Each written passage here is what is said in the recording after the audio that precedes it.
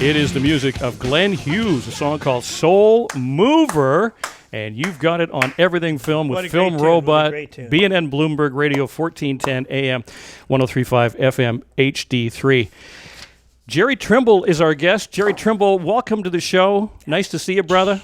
And there's a reason we're played Soul Mover. Tell us why. Soul Mover by Glenn Hughes. Glenn's one of my best friends. He used to be with Deep Purple and Black Sabbath. Oh, wow. Deep Purple and Black Sabbath. Yeah. Peter Pratt picked a peck of perpendicular pickled peppers. Yeah. We lived together back in the 80s. Had some crazy times. Oh, I bet you did. Really? With a guy from Deep Purple? I bet you did. Jerry Trimble, actor, martial artist, stuntman, youth motivational speaker, and former world kickboxing champ known as Golden Boy. Wow, that's a mouthful. And not to mention the fact, he is also the pride and joy of Newport, Kentucky, USA. How does a guy from Newport, Kentucky, USA find himself in Vancouver, British Columbia? Well, when I was 13 years old, I was bullied as a kid. Ran away from home at 13, discovered Bruce Lee, got into martial arts, stood up to my bully, beat the out of him, and yes to that. Yes to that. Stood up to the bully, never looked back, and got into martial arts and just excelled at a rate of going to class 6 days a week. Did the bullying inspire you to want to overcome this? Yeah, I was an insecure kid. Went through a lot of hell and had a lot of issues, and what martial arts did, it enabled me to come out of my shell and discover my gifts. And what I did was I took those gifts and went after my dreams. And yeah, it's just... Yeah. So how long would it take you to kick the crap out of Patrick and I right now? It was done after you said now. You know what? Did you see it? You want to see it again? You know what? The last fight I was in grade 7 and I lost that one. So that was the last fight I was in. Was that your first fight? Yeah, and then I lost it, so I gave up fighting after that. So, my God. No, but I think, again, there's such a discipline that goes with martial art. I mean, it's not just about being able to beat the crap out of people. But I understand, and I'm inspired by that, because there are people out there that are victimized for no apparent reason. And you know what? You can overcome your bullies because you're better than your bullies. Yeah. Your bullies are the weak ones, not you. Yeah, exactly. In martial arts, Bruce Lee said, which is true, martial arts is not about learning how to fight. It's not about fighting. It's about mastering the self. That's what it's about. It's about learning all about yourself, connecting with yourself, and utilizing all your gifts and talents. One of the saddest things about life is that so many people go through life and they don't discover their gifts. And the human race, everyone is gifted, but they only discover maybe 1, 2, 3, or some discover. Elon Musk. I mean, we're gifted with so many things within, but.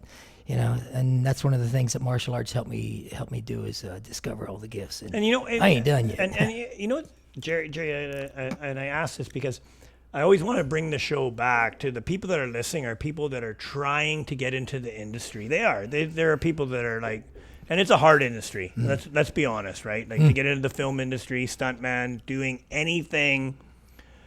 What was the day that you kind of felt that you had something to offer, and how did it happen for you?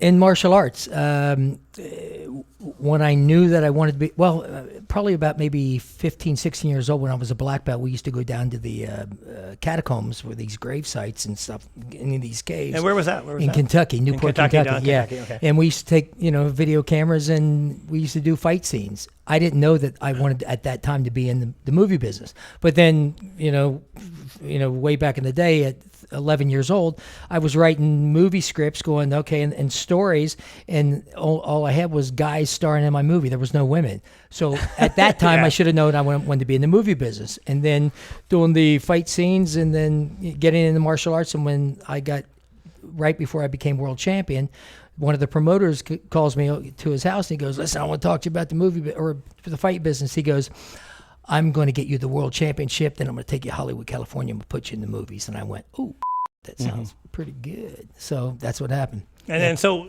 elaborate on that. So you went to Hollywood, and what was the movie? What was the first thing? The first movie was with Jet Li. I've never been in an audition, and I went on my first 2 auditions in 1 week, and I booked both lead roles. Jet Li in The Masters with Yen Hua, who used to double Bruce Lee. Right. And then the second one was with Bolo Young and Jonathan Key Kwan from Indiana Jones. And I was the lead bad guy in both of the films. Yeah, What which year is pretty would cool. that have been? What year would that have been? 1990. Yeah. 1990s. What Yeah, is that's pretty the crazy. That's incredible. What is Yeah, the it's- discipline like on a scene where there's a fight scene? Because again, I mean, obviously, it's very precise movements in martial arts, but things can happen. So how tightly controlled is it?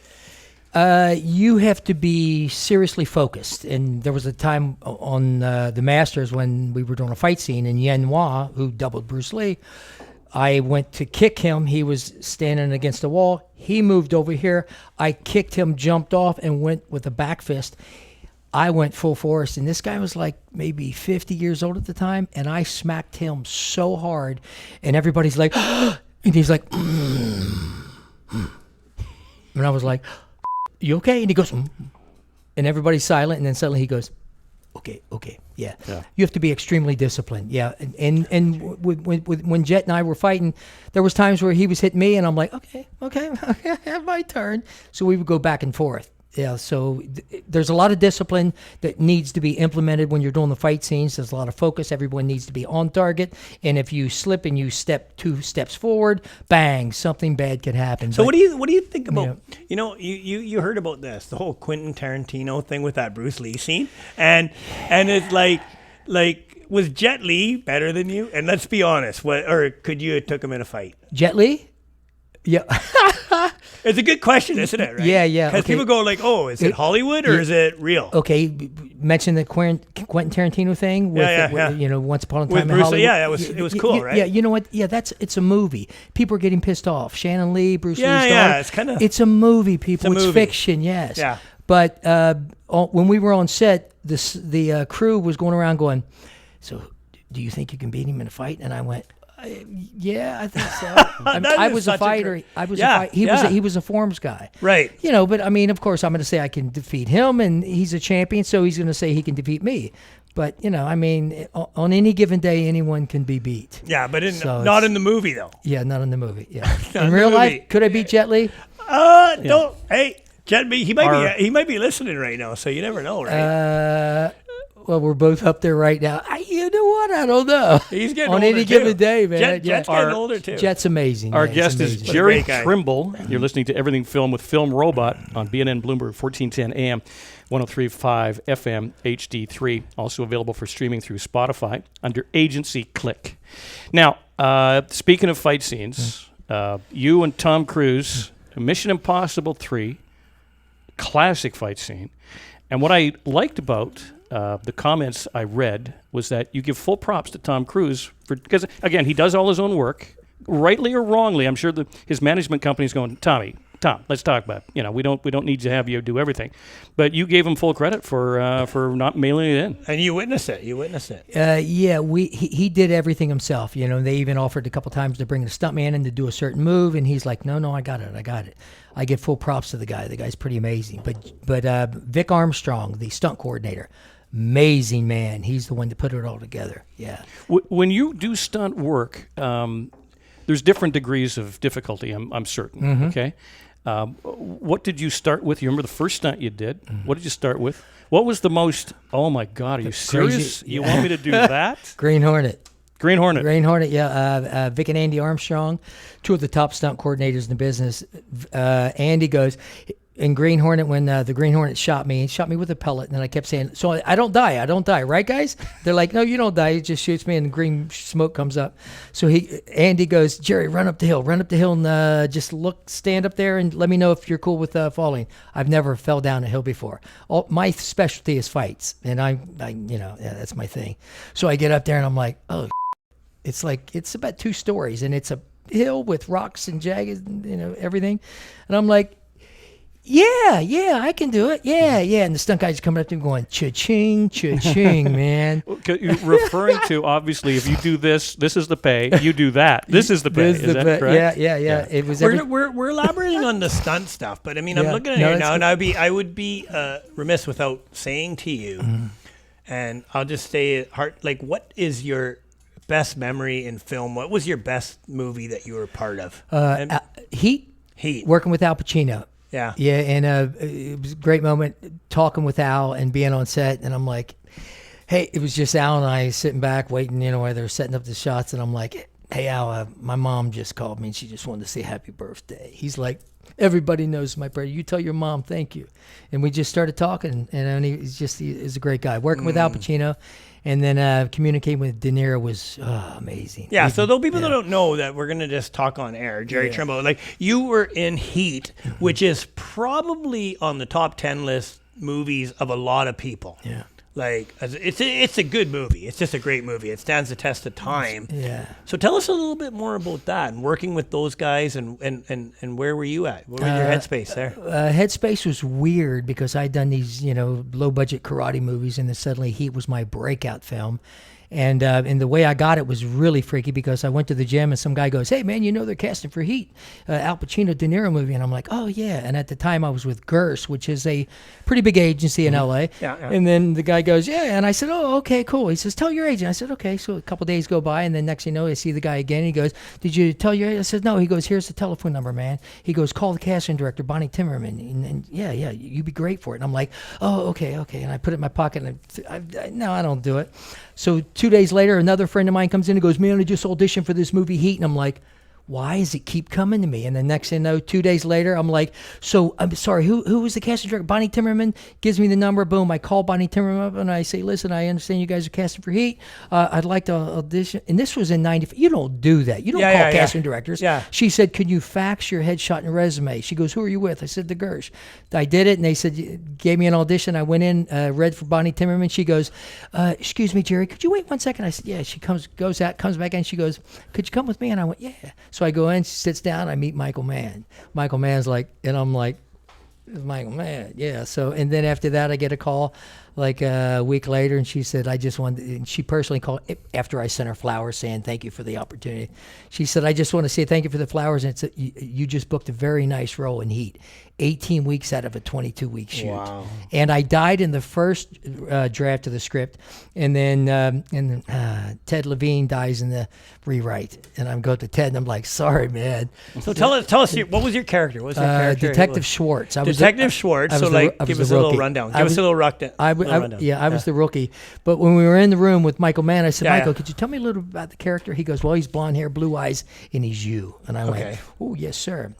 So he was the rookie of the bunch. Yeah. So give me a line. Give me a line from that movie. Come on, what do you remember that you said? Banged up, but I'll live. Al Pacino goes, so how you feeling? How you doing? Because I got shot, and I said, banged up, but I'll live. That's so great. I'll do these talks with these kids. Kids are like, banged up, but I'll live, and I went, oh, you saw the movie. Yeah, that's great. What I like is that you bring a lot to the table, Jerry, and there's people that can act but they can't fight. There's people that can fight but they can't act. You do both, and you do both very seamlessly. Thank you. Your reel is very impressive. Thank you. And I want to ask you again, you can't say what's your preference because first of all, you want to work, you enjoy the work, but what's the biggest thrill you get out of what you do? When I get to do a good, juicy role that's a character role, and I get to do some fighting in it.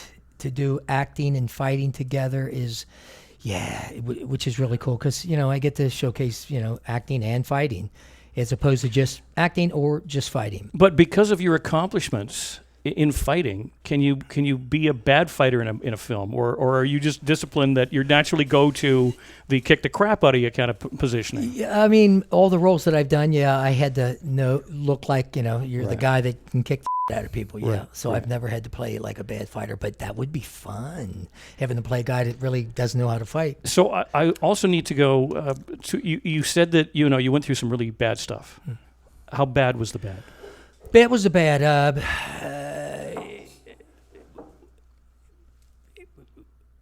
At 13, I decided to run away. Boom, found Bruce Lee, thank God, and then everything changed and got my act together. Got into martial arts, and then I had no friends, and then suddenly, I became the Kentucky State Champion, the Georgia State Champion, the Southeast Champion, the U.S. Champion, and 2 world titles. But when I went to Atlanta, Georgia, everything changed, and everyone wanted to be my friend, and it was like, and I never did drugs. I drank and stuff before I went to Atlanta, but once I get into the drugs, it went crazy, and everybody's giving me Everybody's, I'm partying, and I let my guard down and just went nuts, and then, became world champion, and then it's like friends, I never had to pay for anything, and it was crazy because I do a lot of work with kids now, and we're doing a show, and my mom's like, well, why did you need to have a boys club when you had martial arts? The martial arts taught me discipline, but when I don't care who you are and I don't care how strong you are, you need to be aware of what's going on all the time and self-awareness, because, man, at the drop of a dime, you could go off in that bad fork in the road. And that's what I did. Yeah. And I did it once, and I mean, I was a celebrity in Atlanta, Georgia. I was the man. I was the golden boy. It was just like, oh, wow, look at this, for a shy, insecure, bullied kid that ran away from home and went, So, but you know what's funny is, and you might talk to a lot of people that have addiction and things like that, and I know that's a cause that you are aware of, and and we might as well talk about it, Joe. It's like it's something that I always wonder about. So you get lured into that, like the Hollywood, like you just said that, right? Like I saw your face light up when you're talking about, I was the golden boy here, right? Yeah. So how do you come back, bring yourself back, you know what I mean, and just reel yourself in and go like, okay, well, that's not real. You hit rock bottom, something happens, a transformational time where you're like, what the, you know? And mine was a drug overdose when I was living with Glenn Hughes. Oh, wow. From Deep Purple, Black Set, and Glenn's been probably 30 years sober. And so he went through it. He went through it. Yeah. But he was a pro at it, man. He could just go. And when I moved in with him, we were going 7 days a week. Wow. And when I moved in with him, we as his bodyguard and personal trainer, and everything was great. And then we just became such good friends, and we just went crazy. And the money was there, and the good times were there. Good times. It wasn't like it was crazy. And then and then it happened.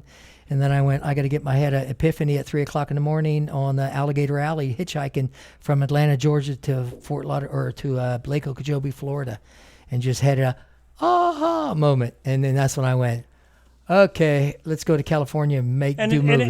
And you know what's interesting, because and I've just met you today, and I'm it's a pleasure for knowing you, and I'm going to tell you, thank you, likewise. Like, and you and your wife, and Amy's going to be up, but you really have a thought for kids and trying to like give that message that you learned. And I mean, and your charity that you're working on now, maybe you could talk a little bit about that. It's important to everybody, right? Yeah, the East End Boys Club. I've been working with the East End Boys Club for about 8, close to 8 years. And Jimmy Crescenzo, who's the founder of the Boys Club, has been in the business of working with kids probably for close to 38 years. And I found him through Danny Virtue, who is one of the top stunt coordinators, action guys in the business here in Canada. And he introduced me to Jimmy, and I've been working with him ever since. And the Boys Club is one of the most amazing organizations. What it does is it works with at-risk young men at the ages 13 to 25. And what they do is they inspire these kids by bringing in mentors and teaches them to be good human beings and respect all people, and work on effectively helping your community and making the right choices. And how and I say this, and like, we're on a podcast here where we got like a lot of listeners. I want to know how people get involved in that, because that's important to me too, right? And where do we go? What do we do? Yeah. With the Boys Club, it's East End Boy EEBC.com, eastendboysclub.com. Okay. They can get involved. They can, donate whatever they want to do. But what I encourage everyone to do is get involved with your community. Get involved with helping people. Wake up every day and go, and don't go through one day where you're not giving back, where you're not paying it forward, where you're not sharing something of value to somebody. everyone needs help, and we need to be kind and we need to help each other. If everyone were to say, you know what, I'm going to do one thing today that's going to be good for another human being, and that would, like a spot, what is it, like a pebble in the water, a ripple in the water. Well, we're going to do a link right now to that, right? Dig We're going it. to put it on our website, and we're gonna endorse that because that's important to me. EastEndBoysClub.com. Yeah, done. Yeah, and I mean it's really it underlines the point that it's even at your darkest moment, like there can be better days ahead, and again it comes back to bullying, comes back to all of these issues. Don't be afraid to reach out. Don't be afraid to show a sign of weakness and go, I need help. Exactly. There's nothing wrong with that. Yeah. Vulnerability. That's what it's about, man. Just So that's a really good name, the East End Boys Club. East End Boys we're going to Club, take a little yeah. break, and then we're going to reunite the happy couple together. Oh, and we're going to lovely. talk to you as husband and wife, and about what brought you to Canada. Maybe we'll throw a couple of Vancouver questions at you and just see how much you think you know about the city of Vancouver. Well, she got one wrong. She got one wrong. She right? got one wrong on the citizenship test. Not on the Joe Leary test. She though. said she asked us. I know, right? The year of the Magna Carta. I didn't know that. I know. She knew it. Amy knew it. Okay. Jerry fantastic. Trimble. People can find out more about you at jerrytrimble.com. And again, if you've not seen his work, and it's vast. Kudos, man. And I'm so glad that we had that random encounter at Glitch that was fun, on man. Broadway You can in get him on Kitsilano. IMDb, and look him up. Yeah. Right? He's got a really impressive resume. Okay, when we come back, Jerry Trimble and Amy Dolan's together on Everything Film with Film Robot. You got it on B&M Bloomberg 1410 AM, 103.5 FM, HD3.